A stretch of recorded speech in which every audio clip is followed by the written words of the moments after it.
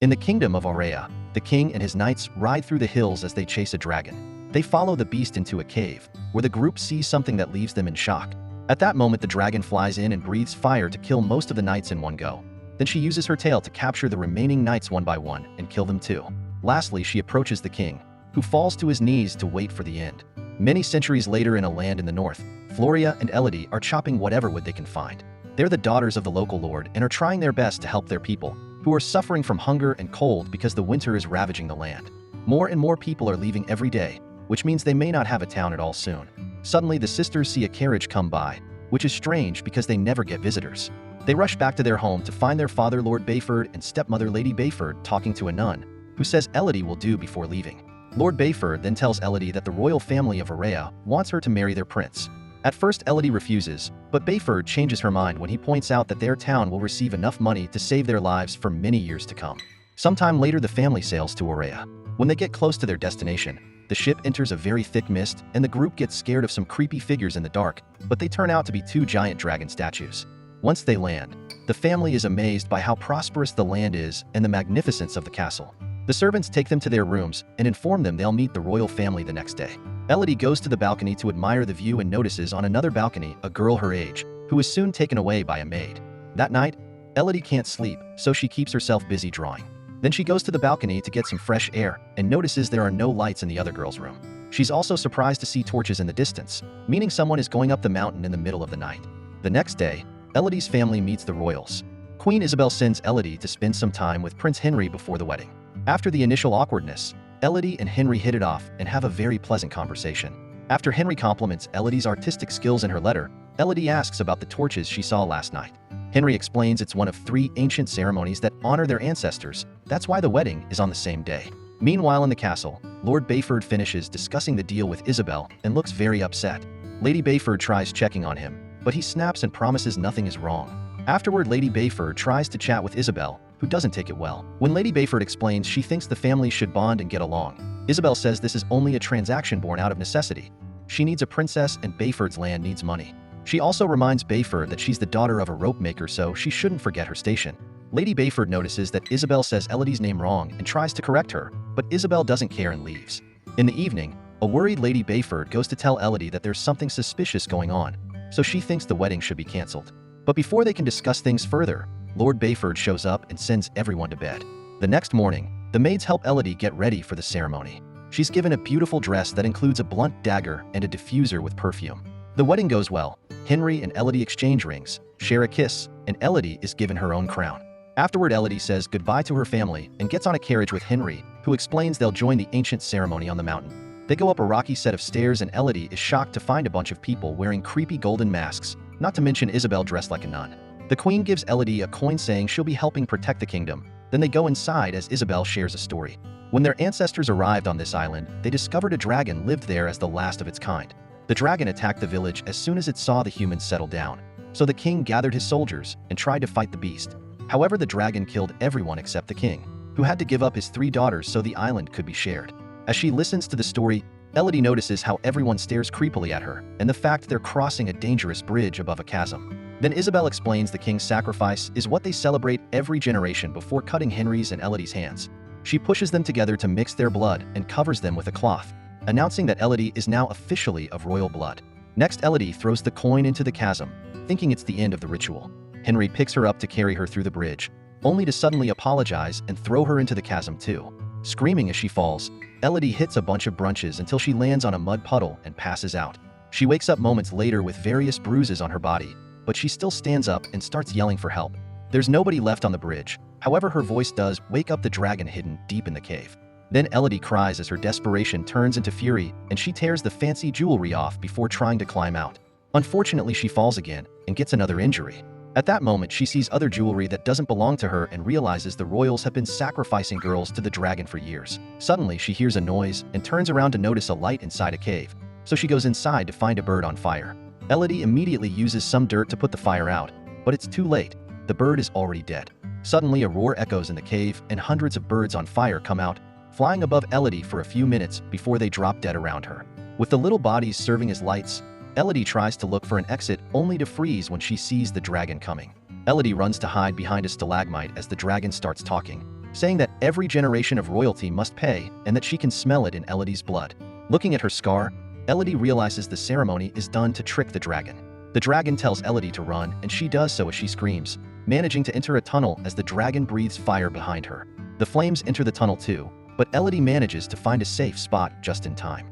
There's a burnt body there, and she realizes it's the girl she saw on the balcony.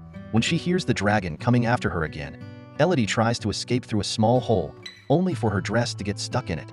The flames are getting closer, so after lots of struggle, Elodie manages to remove the crinoline and run away, hiding in a smaller cavern. Unfortunately, some fire still reaches her leg and burns it, causing her to scream in pain. The dragon hears her but can't reach her because there's not enough room for her giant body. Once the dragon is gone, Elodie remembers the blunt dagger and hones it against a rock to then cut off part of her dress. The pain in her leg is unbearable, but she pushes through and bandages the wound with the torn fabric. Next, she opens the diffuser and catches a bit of fire in it to use it as a lantern. Now she can explore the cavern and eventually finds a very narrow passage. She begins crawling through it and her dress gets stuck in it again. So she pulls until she's freed and slides down in the process. Elodie tries her hardest to hold on, but her hands are wounded and tired. So she falls again and the fire in the diffuser goes out.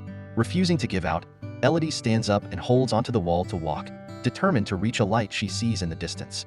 After some very painful walking, she leaves the tunnel, only to almost fall off the edge of a cliff. She can still see the light on the other side. So after taking off her wedding ring and throwing it into the abyss, Elodie steps back and runs to make a big jump. The other side of the cliff is slippery and she can't hold on, but luckily as she slides down, her belt gets stuck in a rock. It soon breaks, however it gives her enough time to take out the dagger and stick it into a crack to hold on. Then she uses the dagger to climb up the rest of the way and discovers the light comes from cute glowing slugs. After checking they don't bite, Elodie tears off her puffy sleeve and puts a bunch of slugs inside to make a new lantern. Then she walks a little further and finds a small lake, but when she tries to drink, she immediately spits the water out. It turns out the cave plants give it a disgusting taste. However, there is also dripping ice on the ceiling, so Elodie stands under it to catch any drops she can. Suddenly, the ice starts melting faster and the light coming through it looks a bit red. So Elodie opens her eyes to discover the dragon breaking through the ice with her fire. Elodie runs away as the dragon breaks through the ice and lands in the tavern to chase after her. Once again, not going far because Elodie enters another tunnel too small for giant beasts. In this small tavern, Elodie finds a message on the wall that says, "Safe here." She cannot reach, and is signed by the letter V.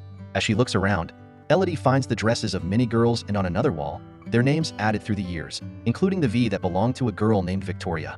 Elodie takes a moment to grieve for them before removing the bandage off her leg, which isn't looking any better. Afterward, Elodie tries to sleep while hugging the lantern. Suddenly, she starts seeing the ghosts of the previous sacrifices, suffering in pain, fear, and betrayal. Victoria is adding her name to the wall only to suddenly turn around and tell Elodie that it's all a lie. At that moment, Elodie wakes up and finds slugs all over her leg wound. She freaks out and starts removing them, only to discover their slime has healing properties and now her leg is fine. She puts a slug on her other major wound and apologizes for underestimating it. Feeling better, Elodie takes a better look around and finds a map on the wall, which means at least one girl managed to get out. The map teaches her she'll find 3 forks in the tunnel and she must take the middle one, where she must follow the crystals and the music to the outside. Afterward, Elodie tears off all the inconvenient parts of her dress, adds her name on the wall, and takes the middle fork while ignoring the echoes of the dragon's growls. Eventually, she hears a little tune and walks a little further to find a wall covered with crystals, which are the cause of the noise and also glow under the rays of sunlight because they're right under the exit. Nearby, there's a crown with a V on it, which means it was Victoria who got out. Since the crystals are pointy, Elodie tears off more of her dress to cover her hands and feet. Then with the help of the crown, she starts climbing up. Unaware that the dragon is watching, Elodie makes an effort to go up and a crystal breaks under her hands, causing her to fall, but she uses the crown to hold on at the last second. Then Elodie hears the dragon nearby, so she hurries up and finally reaches the exit, only to discover she's on the edge of a hole very high in the side of the mountain. Devastated, Elodie falls to her knees and cries. Suddenly, the sound of horses neighing help Elodie notices a group of riders approaching the mountain. She tries yelling for help, but at that moment the dragon flies toward her and covers the hole. Elodie steps back just in time and notices another message on the wall saying, "Not safe," signed by V. Nearby there's a body, meaning Victoria died there and never got out. The dragon gets her fire ready, only to stop when she hears a male voice calling out Elodie's name. While the dragon flies off to investigate, it's revealed that Lord Bayford has come with 2 knights and a guide to look for Elodie. They descend into the cave with some rope and start searching the area. So Elodie uses the sound of their voices to find her way back. When she takes a new tunnel, she's shocked to find a nest with 3 dead baby dragons and remembers Victoria's words, which makes her realize Isabel had been lying. The dragon hadn't been the last of her kind and she hadn't struck first. A flashback reveals that the king had entered the tavern precisely to kill all the babies, so the dragon's attack had been an act of revenge. She killed all the knights as seen in the beginning, but when it was the king's turn, the dragon told him death would be too easy and he should suffer the same way she did. Since then, the royal family has been feeding the dragon 3 women with their blood, mixed to make them pass as royal daughters. Afterward, Elodie finds her father and his men, but she doesn't show herself yet for safety. The dragon shows up and grabs a knight, taking him for a flight before dropping him from a great height. The knight bounces on the rocks and crashes to the ground, instantly dying. While the guide rides to hide, the dragon grabs the second knight and crushes him under her paw before interrogating Bayford. He explains he's here to save his daughter and tries to attack with his sword, but the dragon grabs him with her tail and disarms him before dropping him. While Elodie sneaks around waiting for the right time, the dragon tells Bayford to call for his daughter. Bayford decides to offer a heartful speech about how sorry he is and admitting he made a horrible mistake. Then he yells to order Elodie not to come out, causing the dragon to push him down and stab him right in the heart with her claw. Elodie can't help making a noise as she cries and the dragon starts searching for her, but luckily at that moment the guard also makes a noise and the dragon goes after him, thinking it's Elodie. With the dragon gone, Elodie says goodbye to her father and kisses his forehead before he dies. Then she uses the rope left by him to start climbing out of the tavern. Meanwhile, the dragon finds the guide and crushes him to death before coming after Elodie, who manages to climb fast enough to avoid the flames that now cover the entrance. Elodie immediately gets on her father's horse, but only rides for a few moments before jumping off to hide under some rocks. Since the horse keeps going, the dragon is tricked and continues to follow it to burn it to death. Then the dragon breathes fire on the clouds, causing a horrible storm as a sign the deal has been broken. In the castle, Isabel notices this and immediately sends her knights to kidnap Floria. Lady Bayford tries to stop them, only to get stabbed in the process. Moments later, when the fire is over, Elodie comes out of hiding and bumps into Lady Bayford, who came all the way here on a horse while still bleeding. When Elodie hears what happened, she promises to save her sister and takes the horse back to the mountain. Meanwhile, Floria is taken to the bridge. However, Henry refuses to do the ritual with the child. Isabel ignores him and uses her own blood instead, cutting Floria's hand to do the mixing before throwing her into the chasm. By the time Elodie arrives at the bridge, everyone is gone and an unconscious Floria has been caught by the dragon, who doesn't kill her yet because she wants to bait Elodie into coming for her sister. A desperate Elodie descends back into the tavern with the rope and uses her previous experience to follow the same path much faster. After double-checking the map to find the dragon's lair, Elodie arms herself with her father's sword and prepares a trap for the dragon. This trap consists of some armor and rope, which is burning under a small flame. Elodie walks away, and when the rope finishes burning, the armor falls, causing the dragon to fly out of her lair to look for the source of the noise. This allows Elodie to sneak into the lair and wake up Floria, who walks slowly because she's got a wounded leg. At that moment, the dragon discovers the trap and comes back to the lair, so Floria hides while Elodie waits with her sword out. She tries to explain that they've all been tricked by the queen, but the dragon doesn't believe her and tries to breathe fire. Elodie stabs her mouth with the sword to redirect the attack, but still falls off the edge of the lair, receiving some burns on her arms and shoulder in the process. While the dragon removes the sword, Elodie lands in a lake and swims out just in time for Floria to throw another sword at her. Suddenly, the dragon jumps on her and holds her while stabbing her with her claw.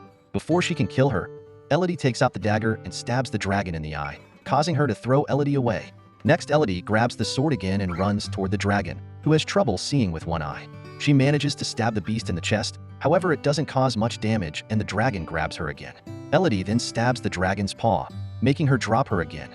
As the dragon comes closer, Elodie notices the dust bouncing against a curved stalagmite, giving her an idea. Elodie stands in front of the stalagmite and tells the dragon to burn her down, so the dragon breathes her fire. However, Elodie moves at the last second and the fire bounces on the stalagmite, causing it to land on the dragon and finally bring her down. Afterward, Elodie shows the dragon the scar on her hand to prove that the beast has been killing innocent girls, not royals. The dragon asks her to end it, but Elodie drops the sword and refuses to continue this circle of hatred. Then she grabs a bunch of slugs and puts them on the dragon's body so she can fully recover. Meanwhile, in the castle, another wedding is being celebrated, so they can trick the third girl of this generation. Suddenly, a coin comes rolling down the altar and Elodie walks in, telling the bride to take her family and run away. Then Elodie tells the locals they can also run away if they want, but only the servants take her seriously and leave.